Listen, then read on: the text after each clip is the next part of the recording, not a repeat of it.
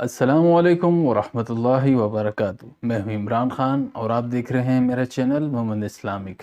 آج ایک خوشی کی بات آپ لوگوں کے ساتھ شیئر کروں گا، پر اس سے پہلے ایک چھوٹا سا واقعہ آپ لوگوں کے سامنے بیان کرتا ہوں۔ امید ہے آپ دوستوں کو ضرور پسند آئے گا۔ مولانا اعزاز علی رحمہ اللہ دارالعلوم دیوبند کے مشہور اساتذہ میں سے تھے۔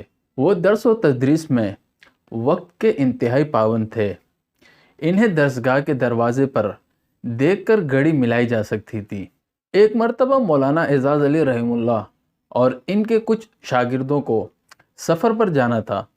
سب لوگ اسٹیشن پر جمع ہو کے ریل کا انتظار کر رہے تھے۔ مولانا نے ساتھیوں سے کہا، کئی افراد سفر پہ جا رہے ہو تو انہیں شریعت کے مطابق اپنے میں سے کسی ایک کو امیر بنا لینا چاہیے، لہٰذا بہتر ہے کہ ہم امیر کا انتخاب کر لیں۔ ان کے شاگردوں میں سے کسی نے کہا، حضرت انتخاب کا کیا سوال ہے، امیر تو پہلے ہی موجود ہے۔ مولانا ان کا اشارہ سمجھ گئے۔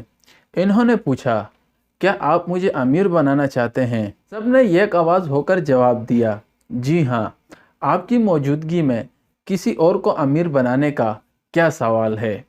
مولانا نے کہا، ٹھیک ہے، مجھے کوئی تکلیف یا اعتراض نہیں، لیکن آپ کو یہ معلوم ہے کہ امیر کا حکم ماننا ضروری ہوتا ہے، آپ کو بھی میرے احکام ماننے ہوں گے۔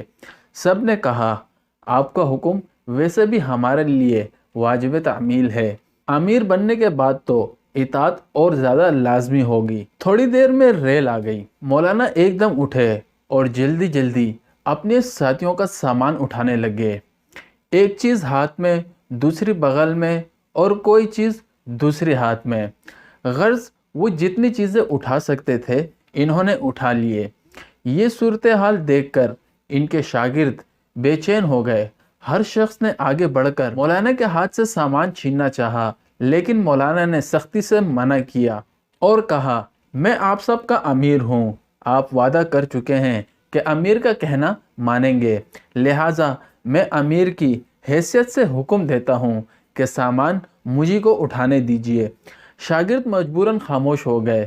پورے سفر میں مولانا کا یہی معمول رہا، جب بھی محنت و مشقت کا کوئی کام آتا وہ خود آگے بڑھ کے انجام دیتے، کسی دوسرے کو ہاتھ لگانے کی اجازت نہ ملتی۔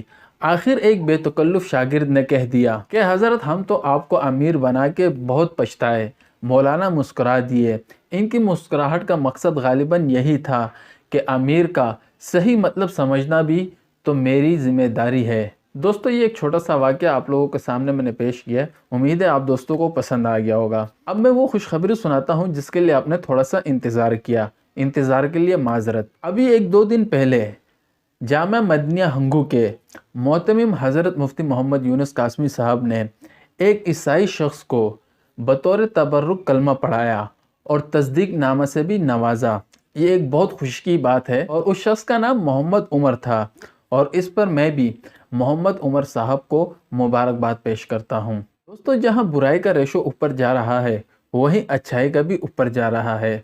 ہماری نوجوان نسل کو سوچنا چاہیے کہ ہم مسلمان ہو کر کس طرف جا رہے ہیں۔ ٹک ٹاک پہ اپنا قیمتی وقت ضائع کر کے کیا حاصل کرنا چاہتے ہو؟ اگر مقصد پیسہ ہے تو وہ آپ حلال طریقے سے کوئی سکل سیکھ کے بھی کما سکتے ہو۔ ضروری ہے کہ ناچ نچا کے پیسہ کمائیں؟ یہاں اللہ کے فضل و کرم سے عیسائی مسلمان ہو رہے ہیں اور ہم مسلمان ہو کر غیر مسلموں کے طریقوں پہ چل رہے ہیں۔ اللہ پاک قرآن پاک میں وقت کی قسم کھاتے ہیں کہ میرے دوستو، یہ وقت بہت قیمتی ہے، ایک بار چلا جائے ہاتھ سے تو دوبارہ نہیں آتا۔ آپ دوستوں سے میری گزارش ہے کہ اپنے وقت کو قیمتی بنائیں اور اسے ایسی چیز میں استعمال کریں آگے چل کر آپ کی دنیا کے لیے بھی کام آئے اور آخرت میں بھی آپ کے کام آئے۔ وما علینا الا البلاغ۔